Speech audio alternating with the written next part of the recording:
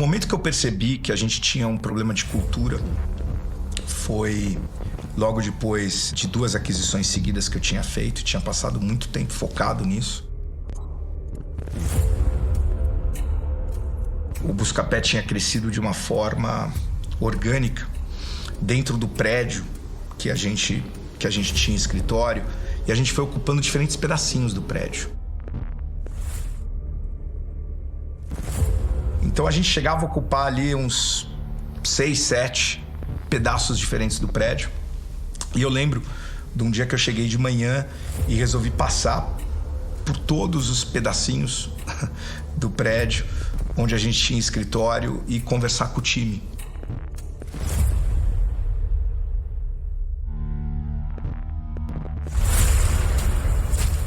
E aí eu percebi que o pessoal do quinto odiava o pessoal do nono não almoçava com a turma do EBIT, que era do quarto. E aí eu percebi que cada um daqueles pedacinhos era um feudo, com o seu reizinho, com o seu castelinho, com a sua cultura. Eu brinco que eu me senti o anão do Game of Thrones, com aquela machadada na cabeça, tentando unificar os reinos todos. E ninguém escutando ele, e aquele desespero.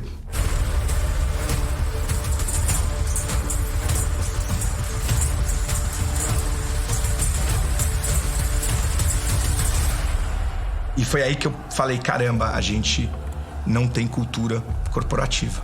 E estava errado.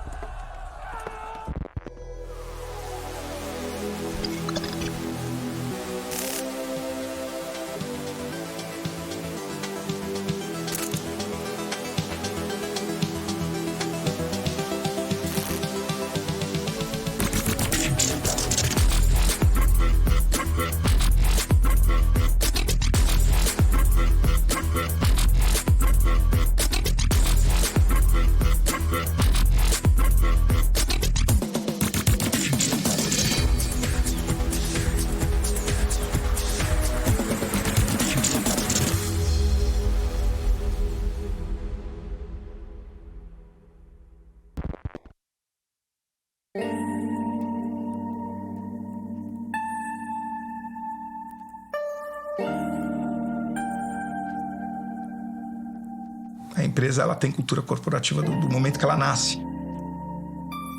Mas ela se passa de diferentes formas. A gente transmitia por exemplo. 2 founders conversando sobre uma ideia, só os exemplos, só a forma como eles estão falando já inspira uma série de valores. E a gente tinha valores muito fortes. Só que a gente não tinha criado mecanismos para propagar esses valores.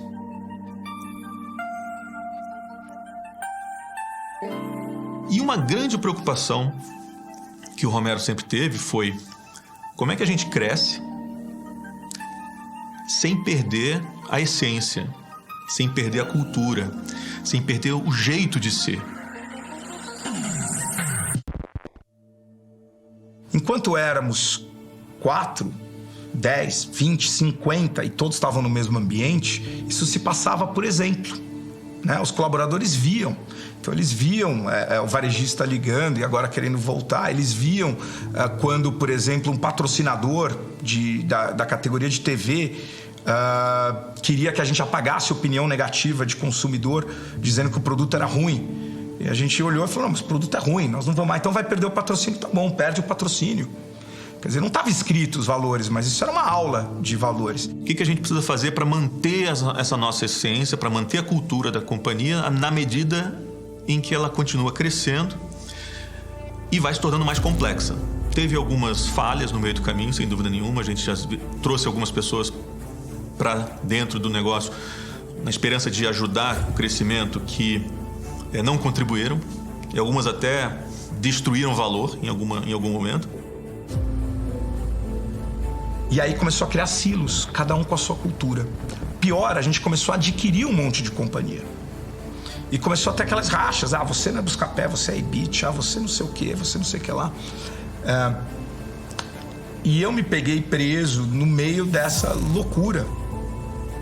Foi um esforço muito grande da parte dele, da minha parte, de várias outras pessoas, de eliminar dentro de casa esse feudalismo. nessa disputa, porque aquilo não combinava com o que a gente imaginava que seria a cultura correta daquela empresa, que é a mesma que fez ela começar lá na garagem e chegar até aquele momento. E você precisa criar primeiro uma cultura, uma liberdade, mas também um ambiente onde você consiga controlar esses experimentos para que um fracasso não destrua a companhia toda. E quando você faz isso, você já provoca uma mudança de cultura. E essas mudanças são geralmente criadas em cima de dores. A Netflix foi criada para resolver uma dor. Os late fees que a Blockbuster cobrava, aquelas taxas de atraso que todo mundo odiava pagar. E aquilo representava 30% do faturamento da Blockbuster. E o Reed olhou e falou, que é o fundador, falou, isso está quebrado, isso não pode funcionar, isso não é justo, isso não é certo. Que nem a gente falou, não é certo eu não poder saber o preço de um produto ter que ir até a loja. Como o Google falou, não é certo as pessoas usarem busca de internet e só vem resultado de pornografia, ninguém consegue encontrar nada nos serviços de busca. Então é essa indignação em cima de um problema claro, de algo que está quebrado, que não está funcionando, que vira essa oportunidade. E que vira esse negócio depois. Então, constantemente, novas soluções, e às vezes não precisa ser grandes evoluções tecnológicas, pode ser melhorias de processo, pode ser, enfim. Mas, sem dúvida nenhuma, elas mudam o comportamento da sociedade. E sempre mudaram.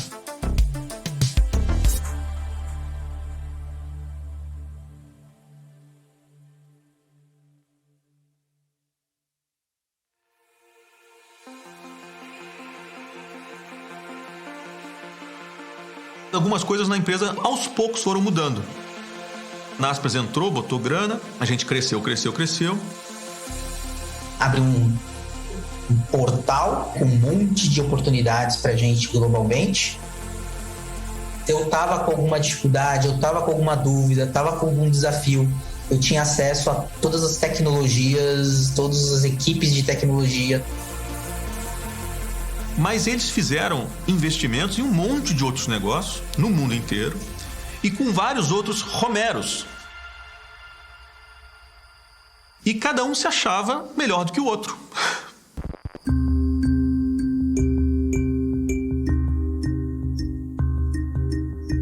Como os contextos, né, de mercado vão mudando, né, as competições, os mercados emergentes começaram a chamar muito a atenção.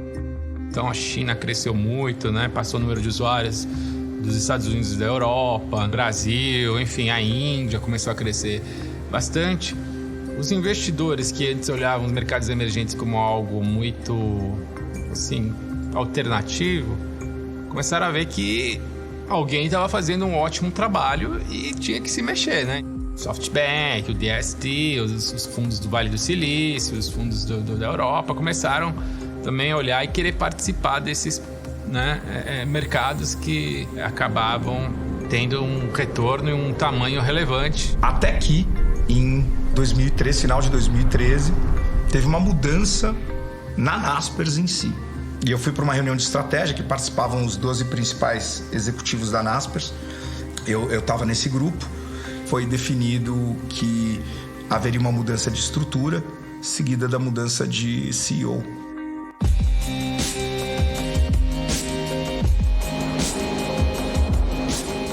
Como toda empresa, ela se profissionalizou e trouxe um time de executivos que tinha uma cabeça mais, talvez, prática, metódica, de que as coisas precisam acontecer ou não.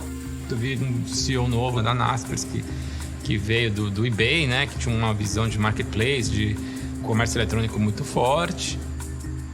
E naquela mudança de estrutura, a Naspers ia deixar de ser um sócio passivo, onde as decisões eram feitas em cada uma das empresas que a Naspers tinha investimento, obviamente com a aprovação deles, para uma estrutura de organização. A Naspers deixaria de ter essa cara quase que de fundo e passaria a ter uma cara de empresa, com 5 grandes CEOs cuidando de 5 grandes negócios. O negócio de pagamentos, sites de leilão, sites de varejo, classificados e comparação de preços. E com todo esse novo contexto, eles acabaram falando, poxa, vamos otimizar aqui o nosso portfólio, faz mais sentido aqui na nossa visão, juntar todos os verticais embaixo de projetos que estejam mais destacados em cada uma das verticais. O que não está acontecendo no curto e médio prazo, vamos tirar e vamos trazer resultado, porque a empresa precisa dar lucro, precisa crescer, precisa mostrar resultado para os acionistas e tal. A estratégia da Naspers era, não, mas se a gente pegar todos os comparadores que a gente tem no mundo e juntá-las, ou fazer com que ela se comunique de uma maneira mais eficiente, a gente vai, pro mercado de comparação de preços, a gente vai ser muito mais forte. Eles começaram a olhar e falaram, putz, o Buscapé cresceu muito, né? E cresceu para áreas que não são core business do Buscapé. E o problema disso foi que o Buscapé não era mais nenhum comparador de preço, nenhum pagamento, nenhum classificado, nenhum site de vendas. É o Buscapé, que é a parte de comparação de preços, vamos colocar aqui. O que é o Bcash, que era o nosso meio de pagamento, vamos colocar ali. O que era tal coisa, vamos colocar acolá. Não, mas espera aí, o que funciona estrategicamente para a companhia é exatamente todas essas coisas conectadas. A gente desconectá-las, a gente perde muito valor, a gente perde muita força. Mas não tem como, vai destruir a empresa, porque eu não consigo separar mais pagamento de comparação de preços. E as duas coisas separadas não vão ter valor. Então, você pega um cavalo, corta uma pata, você não vai vender uma pata por 1/4 do preço do cavalo. Pior, o que sobra do cavalo você também não vai vender por nada. Você perde valor dos dois lados. E a gente, de uma certa forma, não concordava 100% dessa estratégia. Até porque foi a estratégia que a gente estava trabalhando até um pouquinho antes da entrada da Naspers. A nossa estratégia era essa. Vamos conectar um monte de serviço aí no Buscapé, exatamente para poder criar uma barreira, criar uma experiência para o usuário completa. Mas foi uma decisão que foi tomada e que tinha que ser implementada. O Romero assume a posição de ser o líder desta nova empresa global e eu me tornei o CEO do Buscapé na América Latina. Então, o Romero já não era mais um executivo local, ele era um executivo global, se reportando ao acionista. E aí que começou a virar essa chave, né? Esse movimento, na verdade, tinha por objetivo que quando ele juntasse a empresa na América Latina com a empresa na Hungria, com a empresa não sei onde, isso tudo criasse uma empresa maior ainda que valia mais ainda. Então era para gerar valor, sem dúvida nenhuma. Só que isso criou uma disruptura na nossa estratégia de crescimento.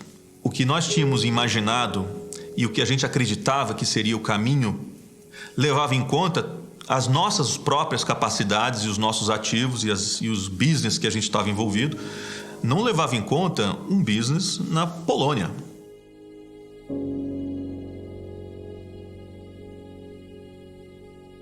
A gente teve que redesenhar tudo.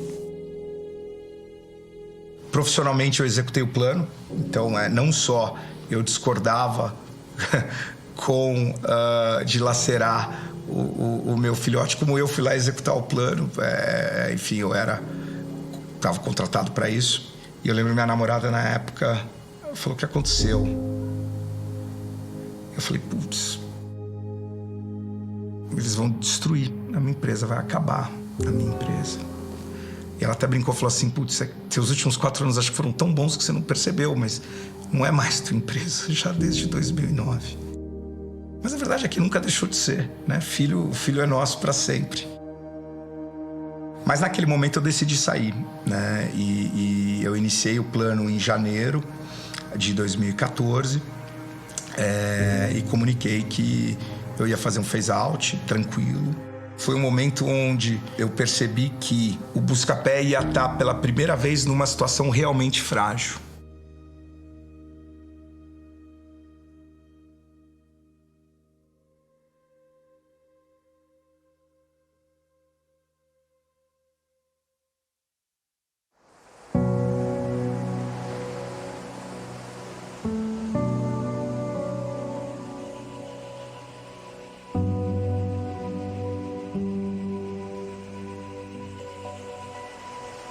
Foi um processo de afastamento, né? Natural, emocional e físico também. Comecei a passar menos tempo envolvido, comecei a olhar outras oportunidades. E a vida é rica, né? Esse espaço, ele já estava sendo preenchido desde 2010 com investimentos que eu fazia sem querer. Os investimentos anjo que foram surgindo. Então ele foi uma transição natural. Fui para o conselho da Wayfair, foi muito bacana, vivi o IPO da Wayfair. A Wayfair saiu de $600 milhões de valuation para um market cap que está em torno de 30 bi de dólar hoje, é o maior e-commerce de casa de decoração do mundo. Mas o que mais me fisgou foi poder ajudar outros founders e outros empreendedores e participar, né? Não só ajudar do sonho grande deles. Também fez com que muitos empreendedores que já tinham as suas startups começassem a me procurar e a procurar meus sócios no Buscapé para pegar mentoria. Porque a gente tinha sobrevivido. A gente era o primeiro a sair do outro lado do túnel.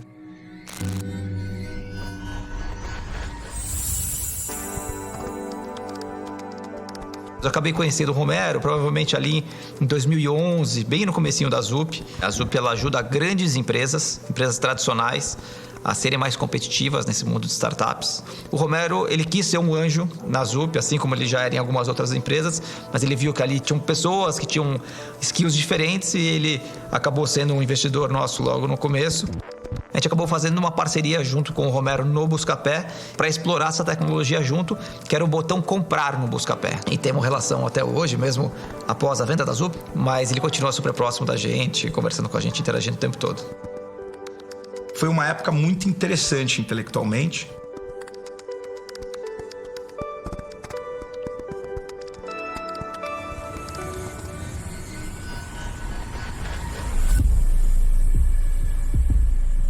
A Naspers veio com a intenção de vender. Eles resolveram repriorizar os investimentos que eles tinham e vender o business de comparação de preço, do qual o Buscapé era o cabeça, o líder, né? E aí começou 2015, uma nova crise. Impeachment da Dilma, e o dólar deu uma disparada em 2015. E o que aconteceu? Com o valor do Buscapé era todo em reais. E aquelas propostas que a gente tinha recebido e estavam em negociação eram propostas em dólar. Mas o Buscapé já não valia mais aquilo que estava ali porque o real valia menos. O sul-africano, vendo a crise no Brasil e sem saber onde é que estava o outro lado, a saída do túnel, né? Ele resolveu que o Buscapé devia entrar no modo sobrevivência, parar todos os investimentos e usar o caixa, o dinheiro que a gente fazia, para botar no banco e gerar dividendo de investimento financeiro. Não investir numa empresa de tecnologia é, na prática, você assinar sua sentença de morte no futuro. O mercado todo continua evoluindo e você fica para trás. Conclusão. O Buscapé foi minguando, até que, 1 ano e pouco, 2 anos atrás, foi vendido por um valor 20 vezes menor do que aquele que a gente estava negociando lá em 2015, para um concorrente menor do que o Buscapé. O Romero ficou arrasado. Eu falei com ele, você saiu, caraca, e aí? Não, já deu, não estava dando mais. De uma hora o filho não é mais seu, né? É do mundo aí. Foi muito doloroso, mas como o Romero, ele sempre, missão dada é missão cumprida, ele fez o que foi o combinado, né? E aí, enfim, teve esse exercício de desapego. Ele conseguiu virar essa página e focar em outras coisas.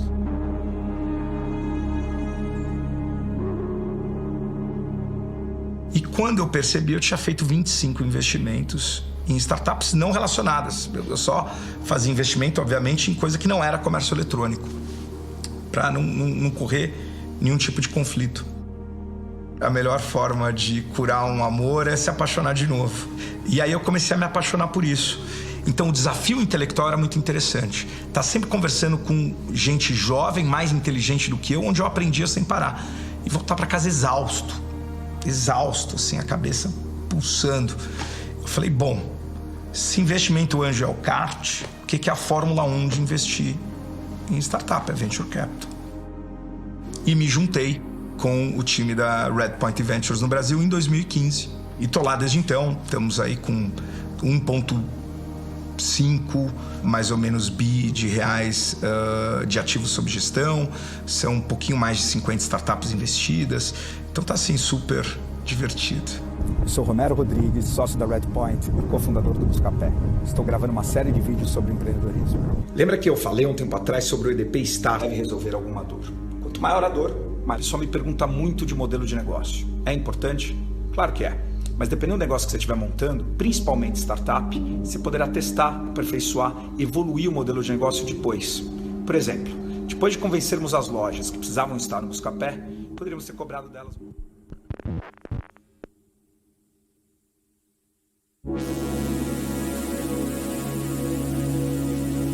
As pessoas costumam questionar se esse negócio é disruptivo, ele não é disruptivo. E um negócio disruptivo, ele é, na minha visão, qualquer negócio que está crescendo de uma forma extremamente rápida.